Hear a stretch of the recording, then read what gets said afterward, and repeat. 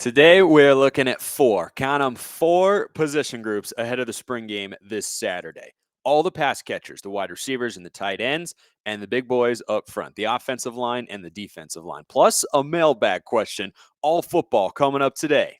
Here we go. You are Locked On Ducks, your daily podcast on the Oregon Ducks, part of the Locked On Podcast Network, your team every day.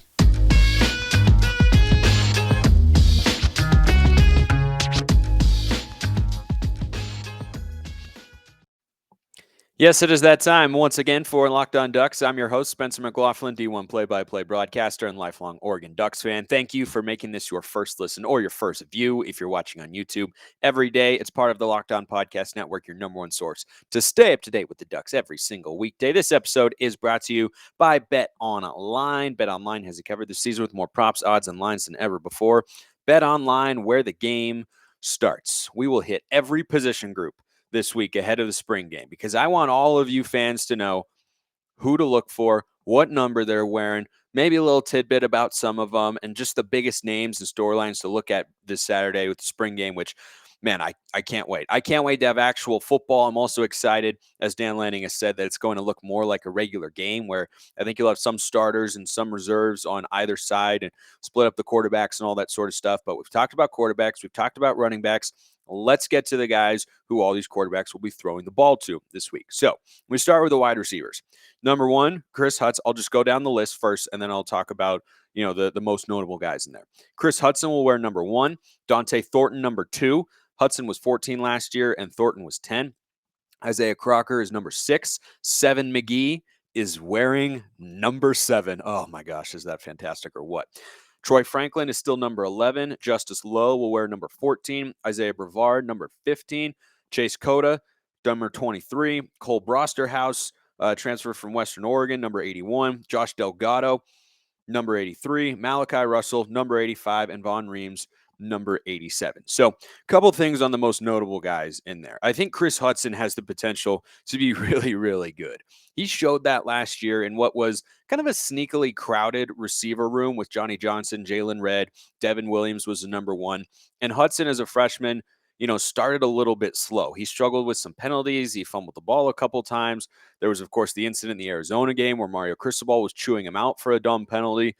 But he clearly grew over the course of the season and really started to emerge as a top target for Anthony Brown last year, who, as we know, didn't trust wide receivers a whole lot and struggled to get them the ball. But the guy who he got it to the most consistently down the stretch was Kris Hutson. I think his speed, his grit, and just quality route running from the slot makes him a really viable top option as a wide receiver, and I think he could be poised to take a big leap. The other questions I have about the wide receiver room, and I'm fascinated to see how this all plays out, and who knows if it'll be a real depth chart this Saturday, when guys play with the 1s or the 2s or all that sort of stuff.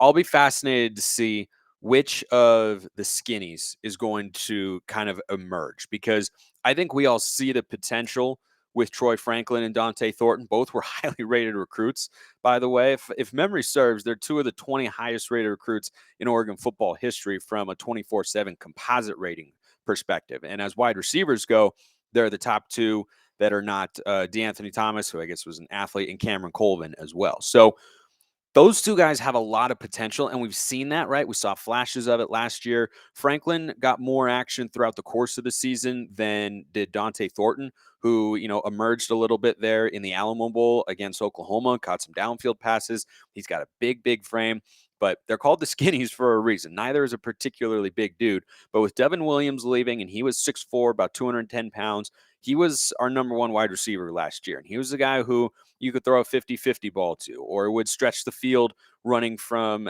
the outside, right? Hutson can do that from the slot, but he's smaller, so I don't think he's going to line up out wide as much. But Franklin and Thornton, I think, will pretty often. And so I'll be interested to see how those 2 guys are able to capitalize on the opportunity that's in front of them, because I don't think that it's going to be an offense where we're passing so much that both could have, 1,000-yard seasons. But could I see one of them getting to that threshold? Absolutely. Absolutely. I think they're that talented if they can build that sort of chemistry with whoever Oregon's starting quarterback ends up being, which is most likely going to be Bo Nix. So Some other names in there, Justice Lowe, the freshman from Lake Oswego, 3-star that we flipped from Utah to come to the Ducks. Chase Cota, Jeff Mail, same guy. No, not exactly the same guy, but both wearing number 23, similar size, similar athleticism. So I think Cota brings a really important veteran presence to the room. And I think that's just such a tremendously helpful thing, even though it's just going to be for one season, for the aforementioned Dante Thornton and Troy Franklin. Because when you're a young guy trying to acclimate yourself to the college game, everybody needs, good coaching, obviously, but you also need guys in the locker room who you can kind of rely on, who you're asking questions to at practice. And Chase Cota has been around the block. It'll be a new offense for everybody, but from a game by game perspective, Chase Cota has played plenty of college football to know enough, to where he can give advice to these sorts of guys. And I think that's a really, really good thing for both of those wide receivers. So I'm excited to see how that happens, or how that all plays out. And, I'm also interested to see how impactful Chase Cota will be, because I think of him first and foremost right now as the veteran presence to help the young guys, but he's also a very capable wide receiver. And I think you can line him up in the slot, or you can line him up outside as well. So while he also has the opportunity to mentor those young guys, Franklin and Thornton, he also has the opportunity to compete with them. And I think that could help them, have to push themselves to be at their very best. So I think that's a good thing. Let's run through the tight ends here as well, because we got plenty to get to on the show. So just going down the roster, tight ends that are listed on GoDucks.com. You got Terrence Ferguson. He's wearing number 3 after wearing number 19 last year. Spencer Webb was number 18. He's now number 4. Maliki Matavao, the best blocking tight end of the bunch, will wear number 8. Cam McCormick, still there. He is still there, number 84. Patrick Herbert, number 88. And Tyler Nanny, number 89. So Nanny, probably not a guy who will see the field, because I think this is arguably Oregon's deepest and most talented unit of any of the ones that I'll preview this week. I mean, it's Ferguson, Webb, and Matavao. I love all of them. I think Webb is probably the best pass catcher. I think Ferguson is the most athletic, and Matavao is the best blocker. They represent such an elite trio that I don't really know how they're going to play in the offense. Now, there's been a lot of talk of using them as an H-back, where you line them up kind of as an offset tight end, basically, who's kind of behind a guard in the backfield. I'm on board with all of that with these guys. They're all super, super capable. And those are the 3 that played the most last year. And they showed us a lot as Duck fans. They really did. If you watch the limited catches that they had, they were all really productive. Matavao had the touchdown against Ohio State as a true freshman. Ferguson had that play in the Alamo Bowl where he just catches a drag, sheds a blocker or a would-be tackler, and then sprints forward. He's got great acceleration in space, made a nice play against Oregon State as well. And Spencer Webb, we know that he's got great hands, really, really good hands. And I think he's a guy who you could line up, kind of how Stanford does with their tight ends, line them up out wide, throw a fade in the end zone. I think Webb is probably the most well-suited to do that. Ferguson, the most explosive, and Matavao, easily the best blocker. But all of them are capable, and that's really important. I want to touch on the tight ends just a little bit more. First, I want to tell you about Athletic Greens. If you're looking for better gut health, Athletic Greens is the way to go. Just 1 scoop a day that doesn't cost you very much, that is diet friendly, lifestyle friendly, whether you eat keto, paleo, vegan, dairy free, or gluten free, it fits into all of that. It's less than $3 a day, and you're investing in your health with over 7,000 5-star reviews. This is a product you want to check out. Athletic Greens is going to give you a free 1-year supply of immune supporting vitamin D and 5 free travel packs with your first purchase. All you have to do is visit athleticgreens.com/college. That is athleticgreens.com/college to take ownership over your health and pick up the ultimate daily nutritional insurance. That was a struggle there, saying the word insurance and such. Anyway, or college. Anyway, so the other thing with the tight ends is those 3 we know, right? Ferguson, Webb, Matavao. But Cam McCormick is in there. Patrick Herbert is in there.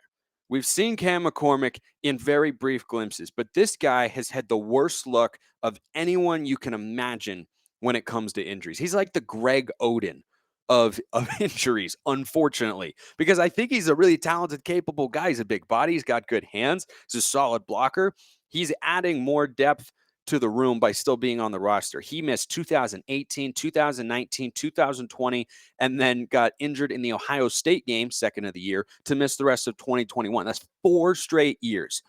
That guy's so easy to root for. So with a red shirt, this season is going to be his 7th year of college football. 7th.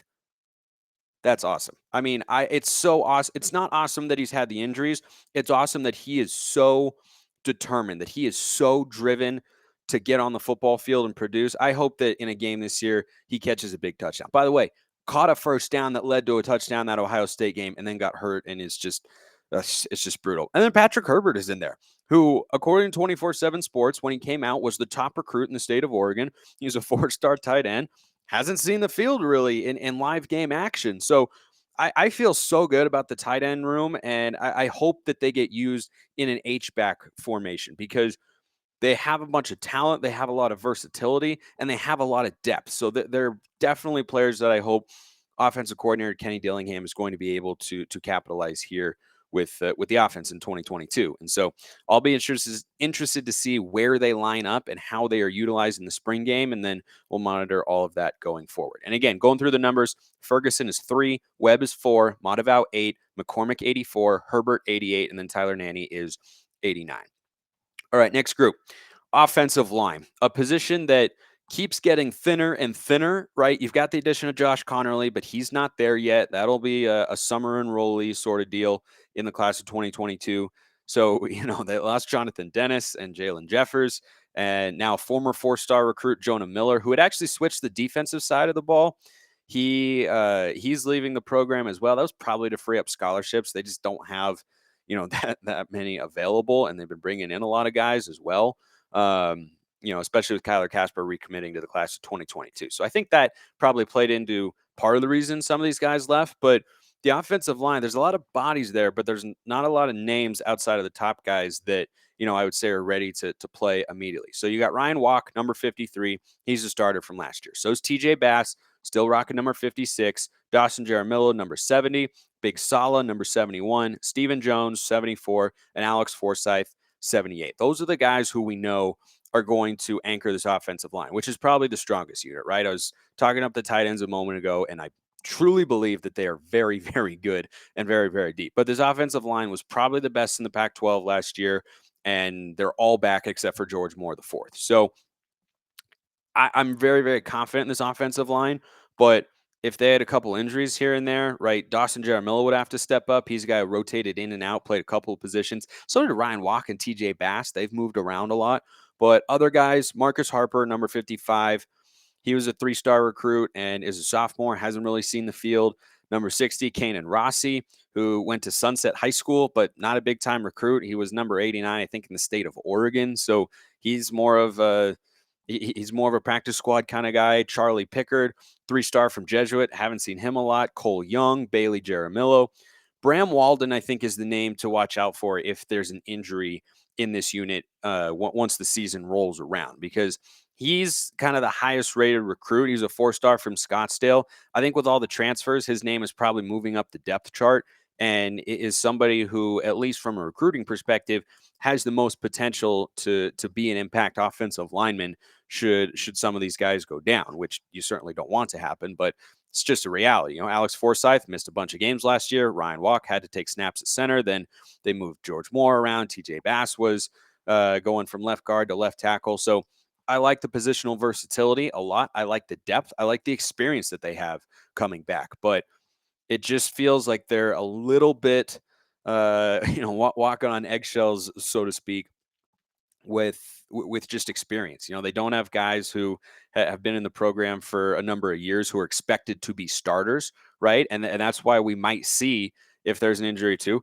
maybe Josh Connerly shoots up the depth chart. You never know. But Bram Walden, I think, would be the guys, or one of the guys who would be a candidate to step in should a major injury take place. You also have Fiope Lalulu. I'm sorry. That was not even close. He's wearing number 75, Michael Wooten, number 77. So I'm sure we'll see all these guys at some point, in the spring game. But as you look at the offensive line, I feel really, really good about it. I truly do. And I just think that I hope they can stay healthy more than any other position, because they're really going to be the anchor of this team as they were a season ago. Let's go to the guys that they're blocking in practice, and those are the defensive linemen. So you've got the defensive end position. I've mentioned this before, and why I've said I think it's potentially a position of weakness depending on how they use, outside linebackers like Anthony Jones or DJ Johnson, who are probably going to be defensive ends. But there's only 2 defensive ends listed on the roster. Brandon Dorlus is one. Maybe they're going to shift him out there.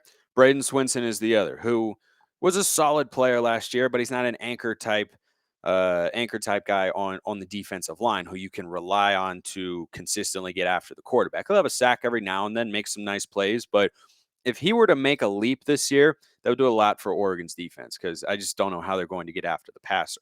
So Dorlus is going to wear number 3 again, Swinson number 44, and then the guys that they'll be joined by on the defensive line. So Popo Almavai, who was the second highest rated defensive lineman or interior defensive lineman in the Pac-12 last year. Number 1, of course, Brandon Dorlus. He's wearing number 50 again. Louis Cresto, 51. Sam Taimani, the Washington transfer and the 5th highest graded interior defensive lineman last year in the Pac-12. He's wearing number 55. Jackson Powers Johnson, who was an offensive lineman, has switched over to defensive line. And I just wonder, because there appears to be a little bit more depth in this particular unit, if at some point he doesn't have to switch back to offensive line. Maybe, they feel confident in the guys who are there, who we just haven't heard from on the offensive side. But Jackson Powers Johnson, number 58, looked like he could hold his own in the Alamo Bowl and was, a solid player out there. Practice reports have been good about him too. Jake Shipley's number 90. Christian Williams, guy we've seen sparingly over the last season or so, number 91. Suava Poti, 94. Keon Ware Hudson. He could pop. I think if he does, he's wearing number 95. So look for him in the spring game this week. See if he maybe has a chance to shoot up the depth chart, kind of be the second on the second line of defensive tackles, along with Sam Taimani, who will be behind Almavai and Dorlus.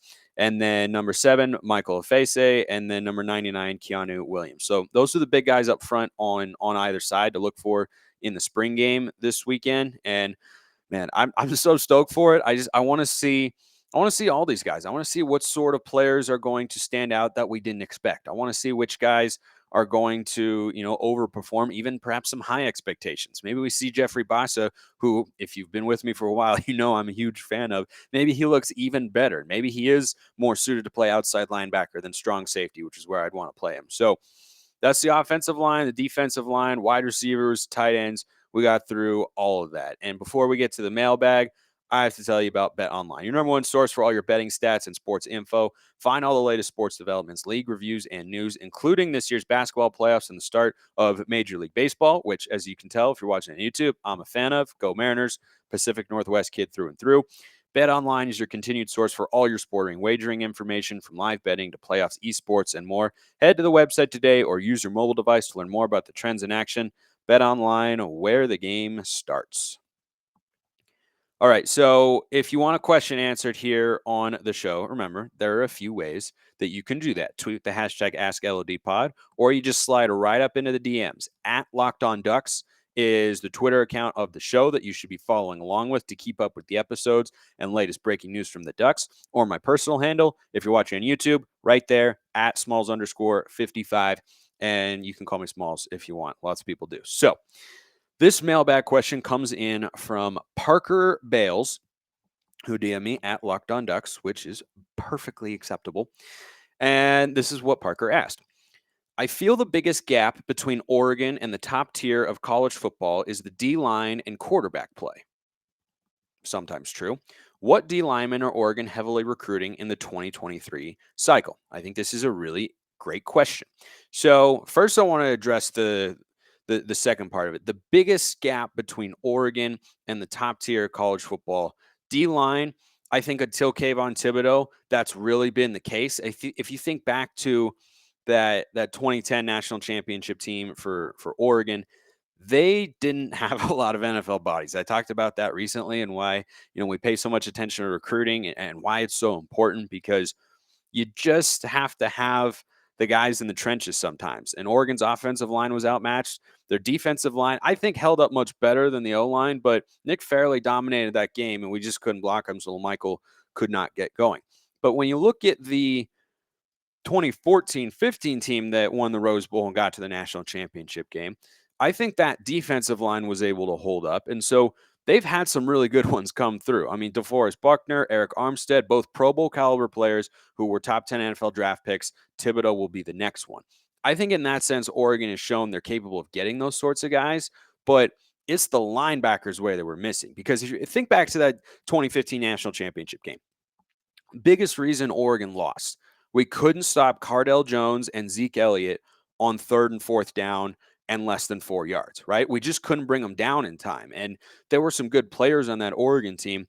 But I think when you look at the linebacking unit, it's where the Ducks were missing out the most. And since then, our recruiting profile has certainly been elevated with what Taggart and Cristobal showed is capable for the Ducks. And now I think Lanning and this staff are going to continue that. But I think Oregon has a much better chance. If you give that 2014-15 team these Oregon linebackers, Noah Sewell, Justin Flo, I think they have a much better shot of at least keeping that game close rather than Ohio State pulling away at the end. I mean, it was close for about 3/4, but then the Buckeyes were able to, just kind of control the game down the stretch with the running attack. That defensive line was, I think, as good as Oregon has ever had with, Buckner and Armstead there. But I think they were a little bit smaller and didn't have the bodies necessary at the linebacking level in order to stop Zeke Elliott and Cardale Jones successfully. I mean, thinking back to that 2010 team, Casey Matthews and those guys, yeah, it was tough against Cam Newton, but everybody had a tough time. And that defense also shut down Cam Newton more than the 2015 team was able to slow down Cardale Jones in that Buckeyes offense. So I think the other thing is Urban Meyer's a really good coach, and he's a better game day coach than Mark Helfrich was, though that year Helfrich was clearly more than capable, beating Florida State 59-20 and whatnot. But I think the defensive line is certainly an area where the SEC has got a higher brand, right? They send more guys to the NFL, but I think Oregon is caught up from a recruiting standpoint in that respect. And the proof of the pudding in that is the sort of guys that they're looking at in the class of 2023. So the second part of the question was what D lineman Oregon heavily recruiting in the 2023 cycle. Also, I don't think the quarterback play is that far apart. It has been the last couple of years, but we know what Justin Herbert's capable of and Mariota. And I mean, look at some of the quarterbacks we've gotten to national championship games, right? There's Joe Burrow and Trevor Lawrence over here. And then there's Nick Marshall and Stetson Bennett over there. So I don't think Oregon's as far behind there. And I think they've gained substantial ground in being able to bring in the sorts of defensive linemen. But the headliner right now in the class of 2023 is Jaden Wayne, who's going to be at the spring game. And we'll talk about him tomorrow with John Garcia of Sports Illustrated, which is why you should like and subscribe wherever you are listening to and or watching the show if you have not already. Also, 5-star reviews, nice comments. We like that stuff too. So Jaden Wayne's the headliner, the 5-star defensive end or edge player from the Tacoma area. He's got a similar build to Kayvon Thibodeau. I don't think he's quite I don't think he's quite as physically talented as Thibodeau is, but that's kind of the biggest target right now, the biggest fish in the pond, so to speak, in 2023. But there are others as well. Mateo Uiagalelei, DJ Uiagalelei, Clemson quarterback. That's his brother. He's a 5-star edge from St. John Bosco High School in California. That's a guy that the Ducks are getting after. And interestingly enough, though Wayne has gotten plenty of attention, if you look on 24/7, the only edge player with a quote-unquote warm interest from Oregon rather than the other two, which are cool right now. It's 2023. It's a ways away. But guy by the name of Chandavian Bradley, 5-star edge player from Platte City, Missouri. And remember, Dan Lanning is originally from the state of Missouri and brought onto his staff a coach, a high school coach, whose name is eluding me right now, but he has ties to that area as well. And so I think Wayne and Uiagalelei have garnered the most attention, but I would keep your eye on Chandavian Bradley as well. But those are the edge players, right? So what about the interior defensive lineman, right? The real big boys up front, the run stuffers. So there is one commit in the class of 2023 from Layton, Utah. His name is Tavita Pomee. He's a 3-star who is 6'3", 315 pounds, and he has committed. He and Cole Martin are the only 2023 commits right now.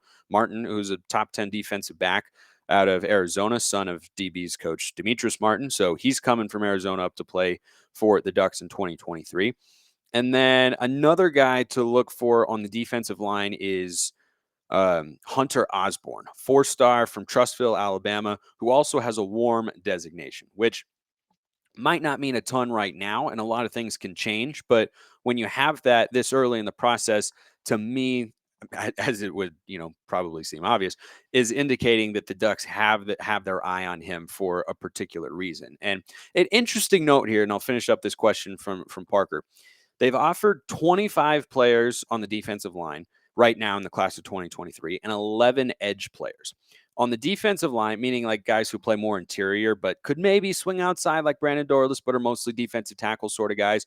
There's 10 4-stars who haven't committed that they've offered, and 1 5-star who's David Hicks from Katy, Texas is his name. That's the 5-star interior defensive lineman that they've offered. But it seems that I don't know if it's intentional or just the way things are shaping out, but it seems like they're going after the higher caliber edge players. And I wonder if Thibodeau, who classifies as an edge player, is the reason that Oregon maybe has a little bit more legitimacy or a little bit more prowess in that sense, because they've offered 11 edge players, but 5 of them are 4-stars and 3 of them are 5-stars, right? The guys I mentioned earlier, Jaden Wayne, Chandavian Bradley, and Mateo Uyunglele. So those are kind of the big names. And I think that if Oregon could get, just one of those 5-star guys, I think they'd be in really good shape, because that's a hole on the roster right now. We'll see if they fill it before, the 2022 season starts. But Parker, I appreciate the question, man. Keep them coming. Remember, at Locked On Ducks, at Smalls_55, or tweet with the hashtag AskLODPod, and you get your questions answered by yours truly right here on the show. I appreciate everyone listening. Have a wonderful rest of your day, and